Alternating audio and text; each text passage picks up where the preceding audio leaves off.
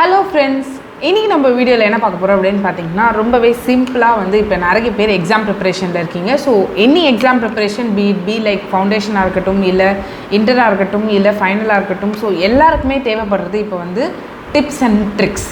So இப்போ exam வந்து எப்படி நம்ம சால்வ் பண்ணலாம் அப்படின்றதுக்கான டிப்ஸ் அண்ட் ட்ரிக்ஸ்.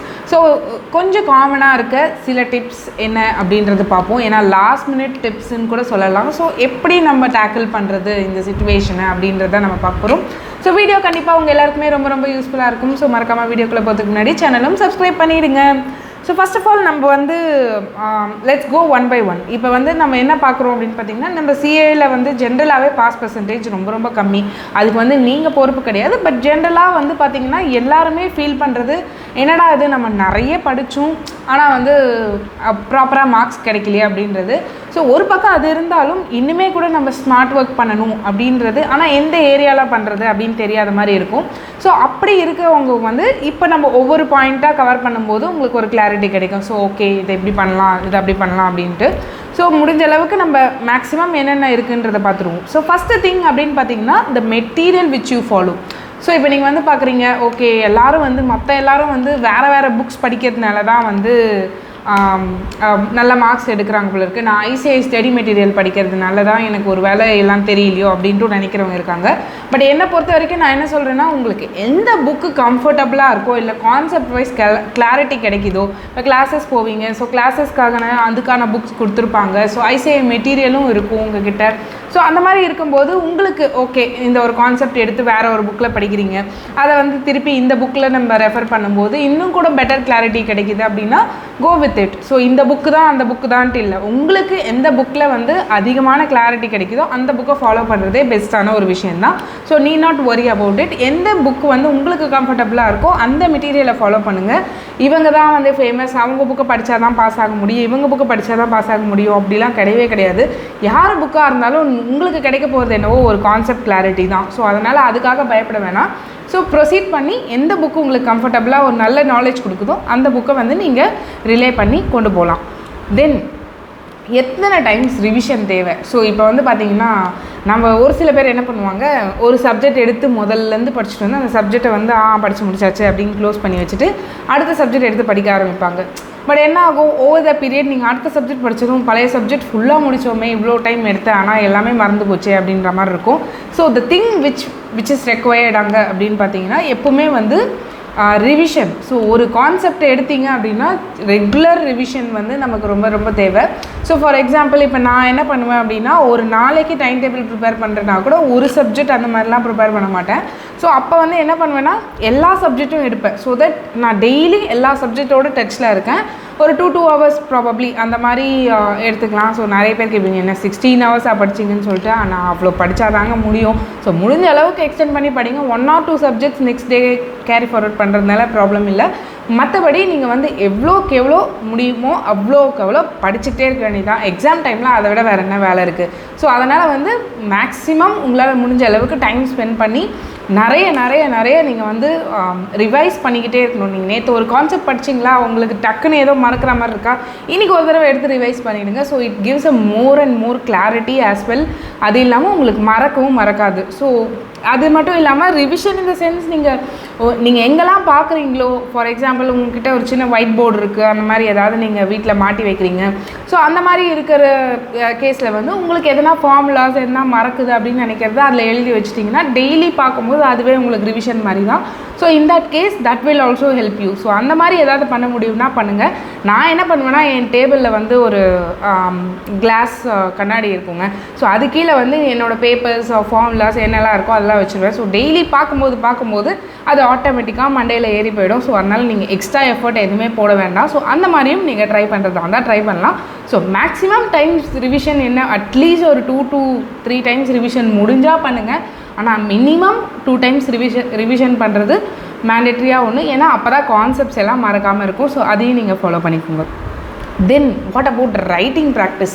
ஸோ நம்ம என்ன பண்ணுவோன்னா சிஏல வந்து ஒரு பெரிய ட்ராபேக்கே எனக்கு நான் பர்சனலாக ஃபீல் பண்ணது அப்படின்னு பார்த்தீங்கன்னா, நான் இன்டர் எக்ஸாம்ஸ் வந்து முடிச்சுட்டு தான் நான் ஆர்டிகல்ஷிப் போனேன். எனக்கு இன்டர் வந்து அந்தளவு கஷ்டமாகவே தெரியல. ஏன்னா நான் வந்து ரெகுலராக அப்போ வந்து ரைட்டிங் ப்ராக்டிஸில் இருந்தேன், எக்ஸாம்ஸ் எழுதினேன். ஸோ அந்த மாதிரியான இது இருந்தது. நான் எடுத்துக்கிட்ட கோச்சிங் சென்டரில் வந்து சண்டே எக்ஸாம்ஸ் வச்சுட்டு இருந்தாங்க. So exam was not a new thing as well. Like அதை எழுதுறதுமே வந்து ஒரு பெரிய விஷயமா இருக்காது. ஏன்னா நம்ம ரெகுலராக அதுக்கு வந்து ப்ராக்டிஸ் ஆகிட்டு இருந்தோம். ஆனால் நான் ஃபைனலுக்கு சீரியஸாகவே ரொம்ப கஷ்டப்பட்டேங்க. ஏன்னா வந்து பார்த்திங்கன்னா அந்த 3 இயர்ஸ் கேப்பில் வந்து பார்த்திங்கன்னா கிளாஸஸ் மட்டும்தான் இருப்போம், நோட்ஸ் மட்டும்தான் எழுதுவோம். So it was in a relaxed way. நீங்கள் வந்து அதுக்கு பதட்டப்பட வேண்டாம், எதுவுமே பண்ண வேணாம். ஆனால் எக்ஸாமில் அப்படி கிடையாது. அந்த 3 hours இஸ் டோட்டலி உங்களுக்கு வந்து உங்கள் மைண்டை ஆக்குபை பண்ணும். அப்படின்றதுனால ரைட்டிங் ப்ராக்டிஸ் ரொம்ப மஸ்ட். அது எவ்வளோ வேகமாக உங்களுக்கு எல்லாமே தெரிஞ்சிருந்தாலும் எவ்வளோ வேகமாக அதை கம்யூனிகேட் பண்ண முடியும், எழுத முடியும் அப்படின்றதுலாம் உங்களுக்கு இருக்குது.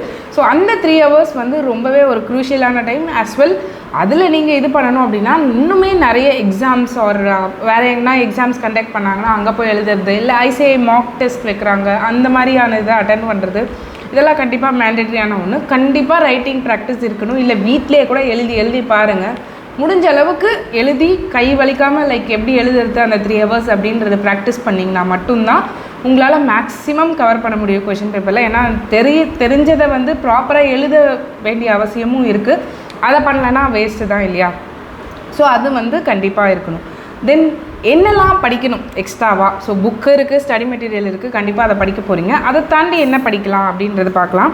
ஸோ வந்து பார்த்திங்கன்னா மாக் டெஸ்ட் பேப்பர்ஸ். ஸோ அதுக்கான மாக் டெஸ்ட் பேப்பர் எழுதுறது, அதை அது ரிலேட்டடான கான்செப்ட்ஸ் எடுத்து படிக்கிறது, என்ன கேட்டிருக்காங்க, எப்போ எந்தெந்த மாக் டெஸ்ட்டில் என்ன கேட்டிருக்காங்க, ஸோ அதை பற்றி ஒரு கிளாரிட்டி எடுத்துக்கிறது. தென் ரிவிஷன் டெஸ்ட் பேப்பர் ஆர்டிபிஸ் கொடுப்பாங்க இல்லையா, அந்த வருஷம் ரிலீஸ் ஆகிற ஆர்டிபிஸ் படிக்கணும். ஸோ நானுமே வந்து ஃபைனலுக்கு அதெல்லாம் பார்த்துருக்கேன். இன்டருக்கு நான் பெருசாக வேறு எந்த ஒரு ஐசிஐ மெட்டீரியலையும் யூஸ் பண்ணல.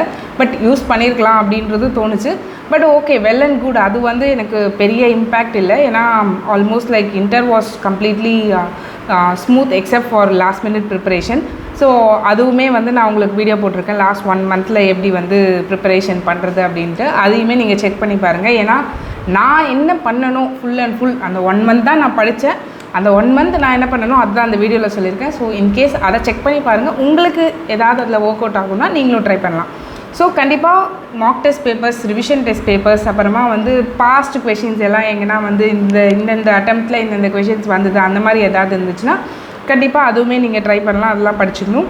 தென் ரீசெண்ட் அப்டேட்ஸ். ஸோ இப்போ வந்து டாக்ஸேஷனாக இருக்கட்டும், லாவாக இருக்கட்டும், ஏதாவது இப்போ ரீசெண்டாக செக்ஷன்ஸ் எதுனா அப்டேட் பண்ணியிருக்காங்கன்னா மோஸ்ட் ப்ராபப்ளி அது எதனா டெஸ்ட் பண்ணுறதுக்கு வாய்ப்பு இருக்குது, வர்றதுக்கு வாய்ப்பு இருக்குது. ஸோ அந்த அப்டேட்ஸ் எல்லாமும் நீங்கள் ஃபிகர் டிப்ஸில் வச்சுக்கணும். ஸோ அதையுமே நீங்கள் வந்து கண்டிப்பாக பார்த்துக்கோங்க. தென் ஐசிஐயில் வந்து இந்த குவிக் ரெஃபரன்சஸ் வந்து லாஸ்ட் மினிட்காக வச்சுருக்காங்க. ஸோ அதுவுமே நீங்கள் வந்து ரெஃபர் பண்ணலாம். So these will help you better.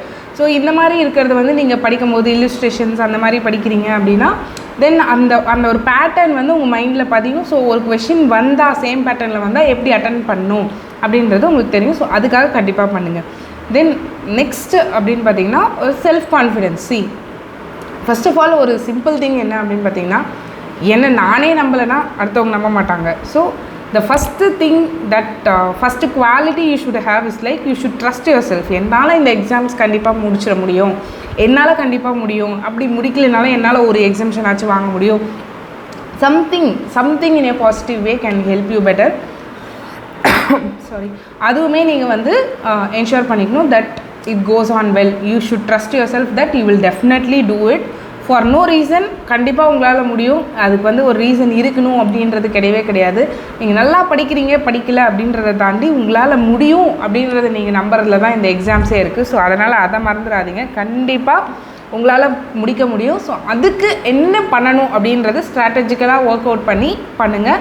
உங்களால் என்ன முடியும், எவ்வளோ டைம் ஸ்பெண்ட் பண்ண முடியும், எவ்வளோ பெட்டராக பிளான் பண்ண முடியும், எவ்வளோ ஸ்ட்ராட்டஜிக்கலாக யோசிக்க முடியும், அதெல்லாம் வச்சு ஒரு நல்ல ஷெட்யூல் ப்ரிப்பேர் பண்ணி go with it. Then practical subjects. So practical subjects handle பண்ணும்போது என்னென்னலாம் பண்ணணும் அப்படின்றது இருக்குது. ஸோ ஃபஸ்ட்டு நம்ம வந்து எவ்வளோக்கு எவ்வளோ ப்ராக்டிக்கல் சப்ஜெக்ட்ஸ்னாவே எவ்வளோக்கு எவ்வளோ ப்ராக்டிஸ் பண்ணுறோமோ அதுதான் இட் வில் ஹெல்ப் யூ.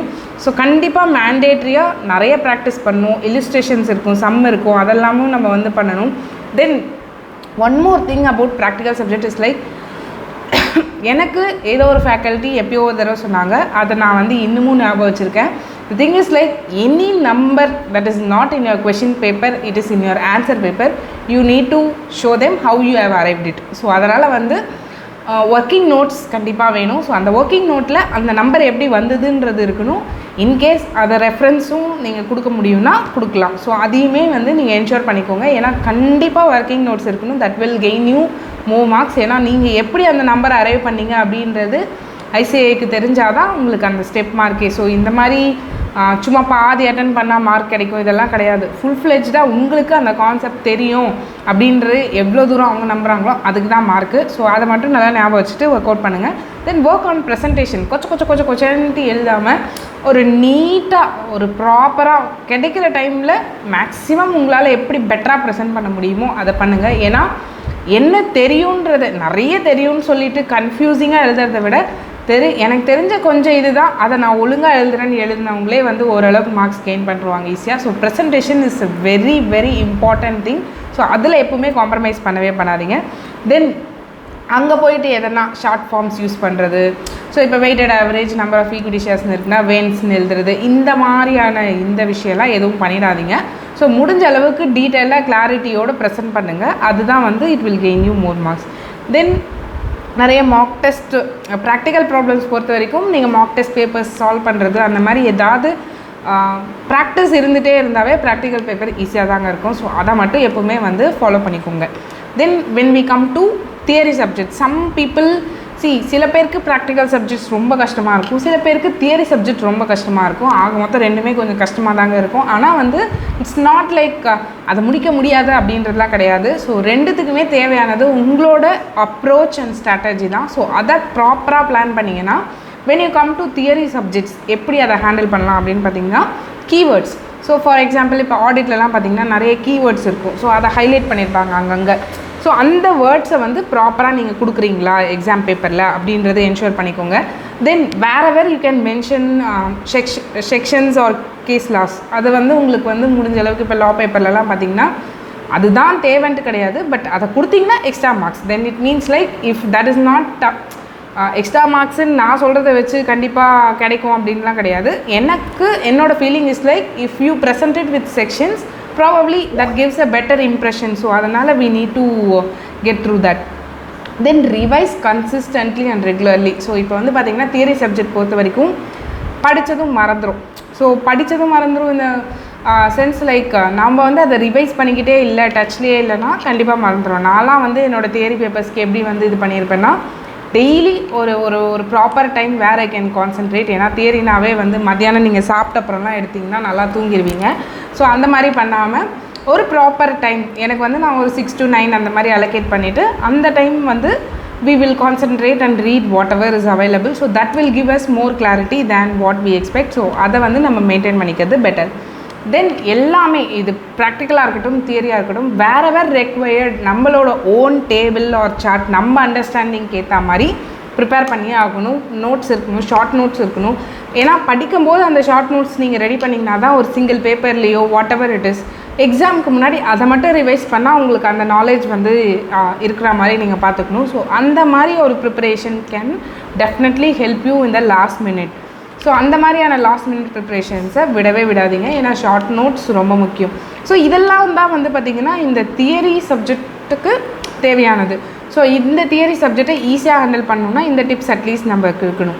தென் ப்ராக்டிக்கலாக இருக்கட்டும் தியரியாக இருக்கட்டும் any thing that could be done is like ரொம்ப சிம்பிள். நம்மளை வந்து நம்ம காம்ப்ளிகேட் பண்ணாமல் யோசிச்சாவே போதும்.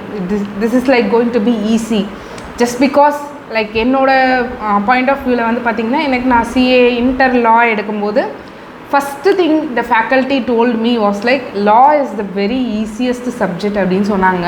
ஸோ நிறைய பேருக்கு மேபி அது டிஃபிகல்ட்டாகவும் இருக்கலாம். But the thing is like எனக்கு லா பற்றி எதுவும் தெரியாதப்போ ஒருத்தர் வந்து அந்த மாதிரி சொல்கிறாங்க அப்படின்னா என்னோடய mind set will tend to go towards it. So நம்ம அந்த மைண்ட் செட்டை ஃபஸ்ட்டே ப்ரிப்பேர் பண்ணும்போது then okay it's easy subject I can score well அப்படின்ற மைண்ட் செட் வரும். அதே மாதிரி தான் நம்ம எல்லாத்தையும் எப்படி பார்க்குறோமோ அந்த மாதிரி தான் நமக்கும் இருக்க போகுது. So probably the way you see things if you change it definitely things will change. Then go for personal help. நிறைய பேர் என்ன பண்ணுவாங்க எக்ஸாமுக்கு நான் வந்து கண்ணு முழிச்சு படிக்கிறேன் அப்படின்னு சொல்லிட்டு நைட் டைமில் எதுனா ஜங்க் ஃபுட் சாப்பிட்றது, இல்லை பிஸ்கெட்ஸ் நிறைய சாப்பிட்றது, இல்லை நம்ம வந்து வேறு எதுனா சிப்ஸு நம்மளை ஆக்டிவாக வச்சுக்கிறதுக்காக ஏதாவது பண்ணுறோன்னு வச்சுக்கோங்களேன். ஸோ அந்த டைம் தான் பார்த்திங்கன்னா எக்ஸாம் டைமில் ரொம்ப ரொம்ப ரொம்ப கேர்ஃபுல்லாக இருக்கணும். ஸோ தேவையில்லாமல் எதையும் சாப்பிடக்கூடாது. நம்ம ஹெல்த்தை நம்ம தான் பார்த்துக்கணும். ஏன்னா நீங்கள் கண்ணு முழிச்சு கஷ்டப்பட்டு படித்து எல்லாமே பண்ணிவிட்டு கடைசியில் எக்ஸாம் எழுத முடியலன்னா எல்லாமே வேஸ்ட் இல்லையா? So probably the personal health you need to take care is very much required. So அந்த மாதிரி என்ன பண்ணணுமோ அதுக்கும் நீங்கள் பார்த்துக்கோங்க. ஏன்னா இப்போ ஒரு நார்மல் ஜங்க் ஃபுட்டாக இருக்கட்டும் or any thing else that will spoil your health, it's not required as on date. ஏன்னா ஒரு 1 month 2 months or maximum 3 months prepare பண்ணுவீங்களா? ப்ரிப்பேர் பண்ணிவிட்டு அந்த எக்ஸாம் முடிஞ்சால் then okay probably you should be fine, anything you can eat. So அந்த exam time வரைக்கும் வாயை கட்டணும், வயிற்ற கட்டணும். ஸோ அதுக்கேற்றது என்னவோ ப்ரிப்பரேஷனுக்கு என்ன தேவையோ அதை மட்டும் பார்க்கணும். அண்ட் ப்ராபப்ளி நம்ம நிறைய டைம் படிக்கிறதுனால இல்லை ஒரே இடத்துல உட்காந்துருக்கிறதுனால ஹீட் ஆகிறதுக்கும் வாய்ப்பு இருக்குது. ஸோ நிறைய தண்ணி குடிக்கணும், எனஃப் ஆஃப் எனர்ஜி வச்சுருக்கணும். ஸோ அதுக்கெல்லாம் என்ன பண்ணணுமோ நம்ம பர்சனல் ஹெல்த்தை பார்த்துக்கிட்டா அதுவும் நல்லாயிருக்கும். ஸோ இந்த டிப்ஸ் எல்லாமே உங்களுக்கு வந்து ஒரு நல்ல கிளாரிட்டி ஆர் ஒரு ரெஃப்ரெஷிங்காக இருந்திருக்கும்னு நான் நினைக்கிறேன். ஸோ ப்ராபப்ளி என்னோடய எக்ஸ்பீரியன்ஸ் ஷேர் பண்ணதில் எனக்குமே சந்தோஷமாக இருக்குது. ஸோ இந்த வீடியோ உங்களுக்கு பிடிச்சிருந்தா எனக்காக ஒரு லைக் பண்ணுங்கள். இது வேறு யாருக்காவது தேவைப்படுனா அவங்களுக்கும் ஷேர் பண்ணுங்கள். பாவங்க உங்கள் ஃப்ரெண்ட்ஸும் உங்களை மாதிரி கஷ்டப்பட்டு தான் படிச்சுட்டு இருக்காங்க, அவங்களுக்கும் இந்த டிப்ஸ் எல்லாம் யூஸ்ஃபுல்லாக இருக்கும் அப்படின்னு நீங்கள் நினச்சிங்கன்னா அவங்களுக்கும் ஷேர் பண்ணுங்கள். உங்களுக்கு வேறு என்ன டவுட்ஸ் இருந்தால் கமெண்ட் பண்ணுங்கள். அண்ட் மறக்காமல் போகிறதுக்கு முன்னாடி சேனலும் சப்ஸ்கிரைப் பண்ணிவிடுங்க. அண்ட் மீண்டும் ஒரு நல்ல வீடியோவோடு உங்களை சந்திக்கிறேன். நன்றி, வணக்கம்.